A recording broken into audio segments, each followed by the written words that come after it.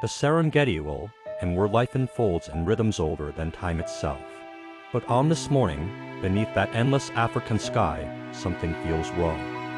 A sound small, weak, and desperate drifts across the wind. The cry of a cub lost and alone. But this is no ordinary cub. Its golden coat turned black, sticky, and cold. It has fallen into a drum of dark old poison for its tiny body. Now, the little one roams the wilderness half-blind, hungry and covered in death. The tar pulls at his skin hardens with the wind. He cries a sound of pain, fear, and exhaustion, hoping someone will hear. Miles away on a routine patrol, a ranger named Samuel hears something faint, almost like the wind crying, until he sees it, a tiny, trembling shape in the grass. When he realizes what it is, his heart sinks. The cub's face is barely visible beneath the hardened tar. Samuel knows every minute counts. He wraps the cub in his jacket and rushes back to the truck. He whispers softly, "Hold on, little one, it's just a little longer."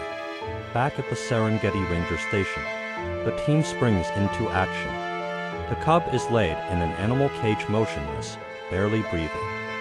The tar is hard like stone. They try to peel it off, but every tug rips away fur, and the cub lets out faint whimpers. For some time, they continue removing the tar this way, but its tiny body trembles in pain, eyes blinking through the thick black crust. The ranger's hands shake, torn between fear of hurting it more and the urgency to save its life. Each piece of hard and tar feels like tearing away a part of the cub's fragile hope. They realize this will take hours and maybe all night. The veterinarians prepare a bath, warm water mixed with oil, and lower the cub gently inside. Piece by piece, they scrape it away.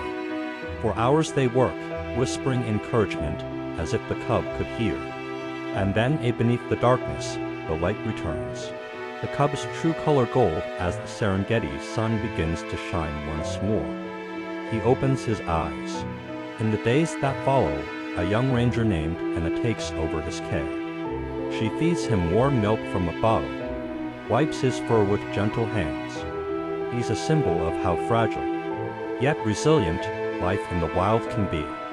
When he is strong enough, the cub moves to a semi-wild enclosure, a place to learn the skills of a predator.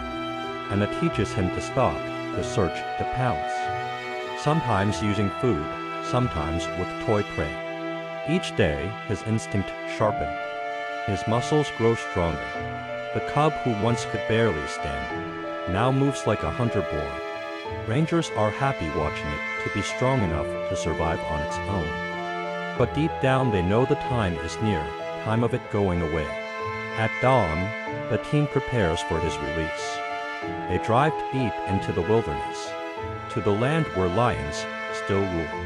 For a moment he hesitates, and then he steps out, one paw, then another, into the grassland that once nearly claimed him.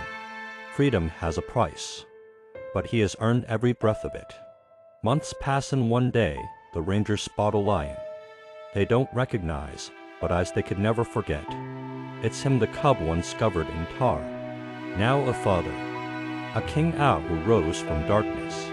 Because sometimes the greatest rescues are the ones that save the soul of the wild itself.